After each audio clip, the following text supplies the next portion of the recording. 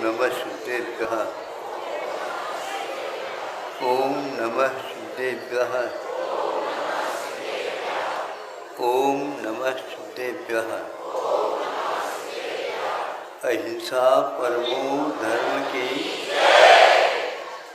आचार्य गुरुवर श्री कुंद कुंद भगवान की। आचार्य गुरुवर श्री ज्ञान सागर मुनि महाराज की।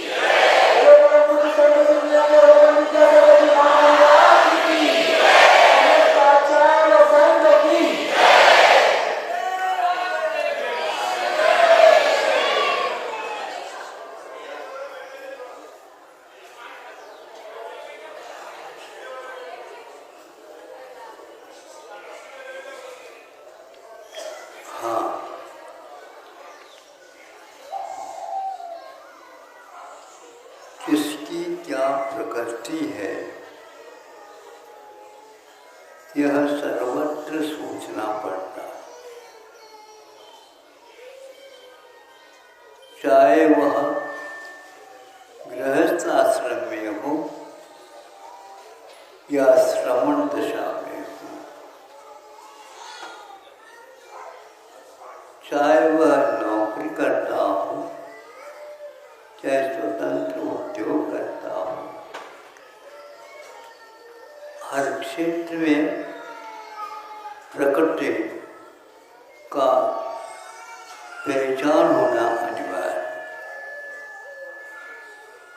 प्रकृति का अर्थ होता है स्वभाव। स्वभाव जिसका चंचल हो तो उसके द्वारा उसी प्रकार का कार्य कराना चाहिए, और जिसका स्थिर गंभीर स्वभाव है उसके लिए उसी कार्य में लगाएं तो अवश्य काम होता है।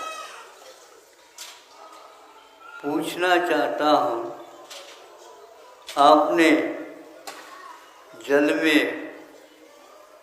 उंगली डाल करके देखा तो देखते ही उसने अपना स्वभाव बता दिया। एकदम आप फूंकने लगे। फूंकने से क्या होता है, जो जला था उसमें थोड़ा सा ठंडक पहुंच जाती है। ये उसकी प्रकृति है।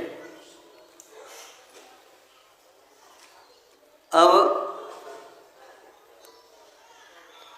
आप जल से तो अवगत हो गए, लेकिन वह उसकी प्रकृति शुरुआत से है जब बाद में।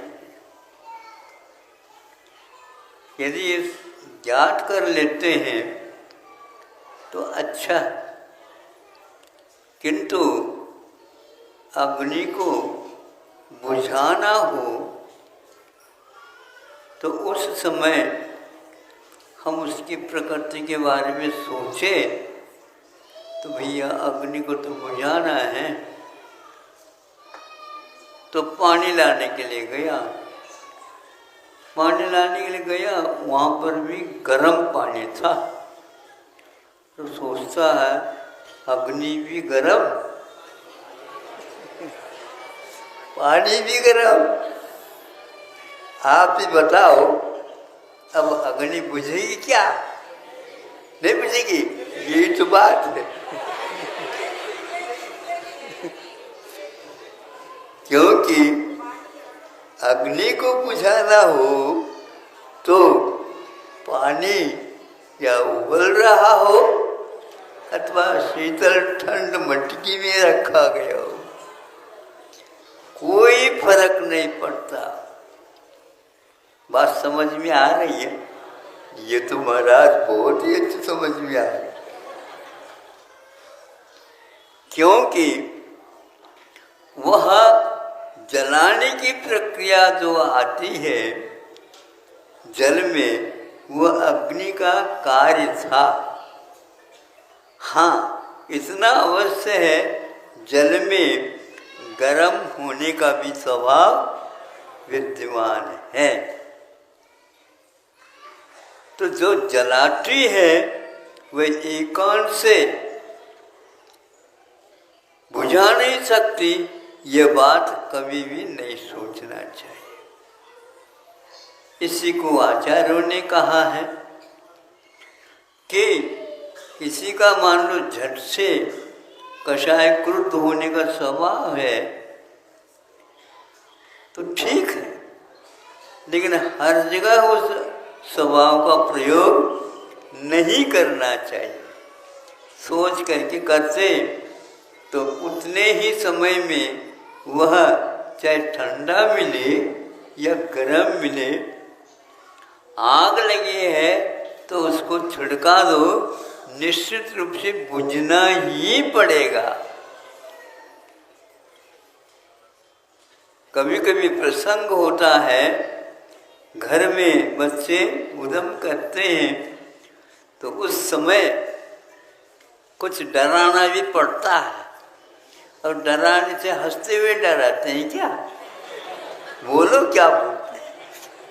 हंसते हुए तो संभव नहीं हो सकेगा।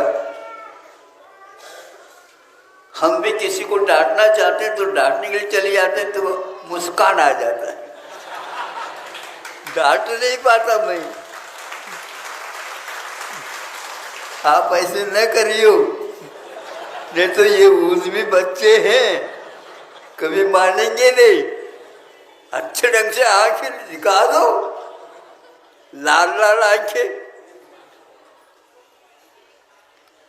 लेकिन उस लड़ाई के साथ इतना ही बदलना चाहिए, यदि मान लो क्रोधावेश में एक चाटा दोगे तो वह बहरा हो सकता है, वह अंधा हो सकता है, फिर वह आपका घर का भी नहीं रह सकता है।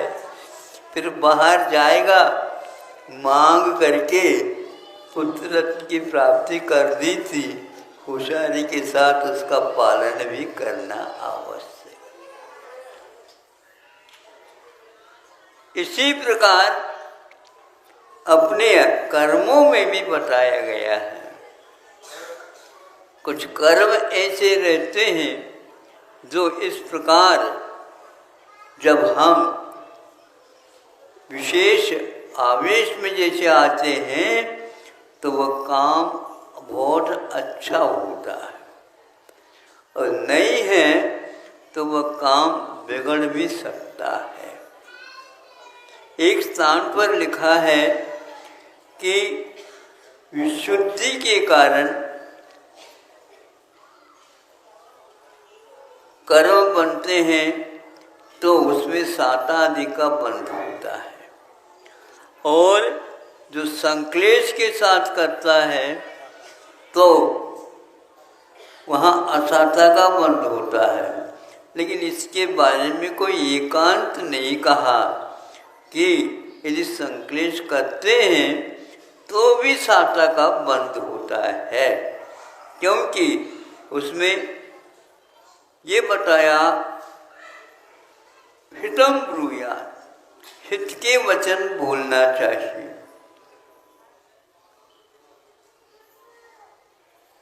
अहित वचनम कदापि न ब्रूयात्, अहित वचनों का कभी भी प्रयोग नहीं करना चाहिए।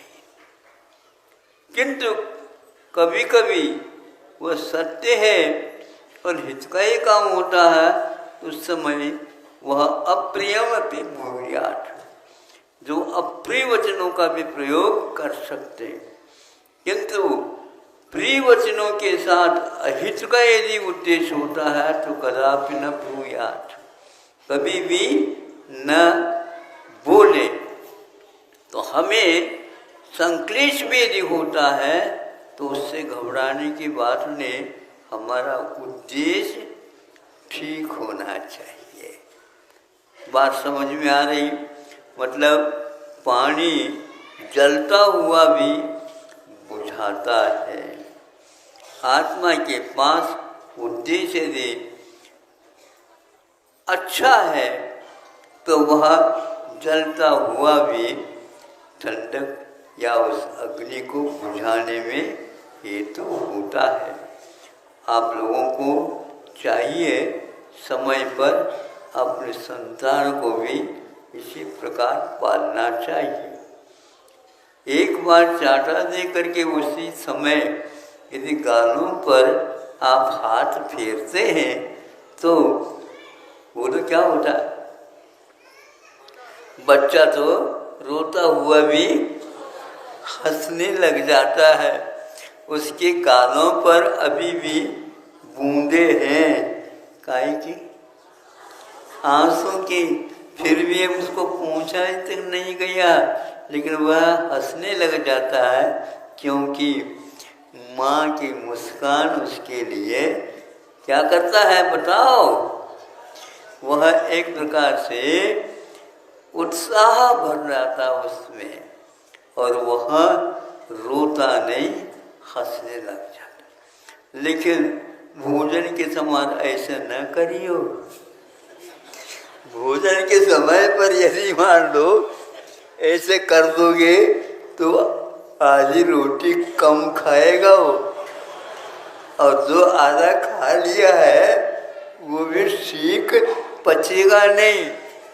फिर आप पश्चाताप करोगे, बच्चे के पेट में क्या हो गया आज, और कुछ नहीं हुआ, आपकी हाथ की कृपा है तो गालों पर चाटा दे दिया, और वह हमेशा हमेशा के लिए वह चाटा वहीं के वहीं चिन्ह बन करके रहेगा। तो वह जब दर्पण में देखेगा तो माँ की मुस्कान नहीं दिखेगी। क्यों नहीं दिखेगी बताओ? संक्लेश परिणाम के साथ वो काम किया, लेकिन हित की बात की तो अच्छा है। अहित की बात कभी भी नहीं सोचना चाहिए। प्री प्री इत्यादि बोलते चले जाओगे तो भी काम गड़बड़ में आ सकता है। केवल आप संक्लेश ही करते जाए तो भी गड़बड़ हो जाता है। बीच बीच में भोजन में आप थोड़े से कड़वी चीज़ का भी उपयोग, बोलो पेट भर कड़वी कड़वी खा जाओगे क्या? अभी कैसा हो ही नहीं सकता, किंतु बहुत मीठा खा लिया, उसके बीच में थोड़ी सी कड़वी वस्तु खा लो। उसी प्रकार यहाँ पर भी समझ लेना चाहिए, व्यवहार में कभी कभी कड़वाहट आ सकती है तो भी वह दवाई की अपेक्षा से है। भोजन की अपेक्षा से पेट भरना होता, दवाइयों की अपेक्षा से पेट भरना नहीं होता। वह पेट में पहुंचना भर चाहिए, अवश्य ही काम करता है। इसलिए गर्म पानी का प्रयोग अग्नि को बुझाने में करते हो तो सही करते हो, क्योंकि आपको प्रकृति की ओर दृष्टि आपकी गई है। यदि नहीं जाती है तो आपका बहुत कुछ काम किया हुआ बिगड़ सकता है। इतना ही पर्याप्त है। शांति के साथ आप लोगों ने बैठ करके सुन लिया, ये तो गजब की बात हो गई।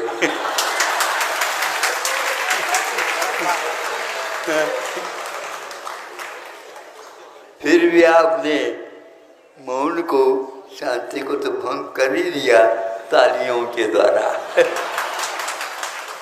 अहिंसा परमो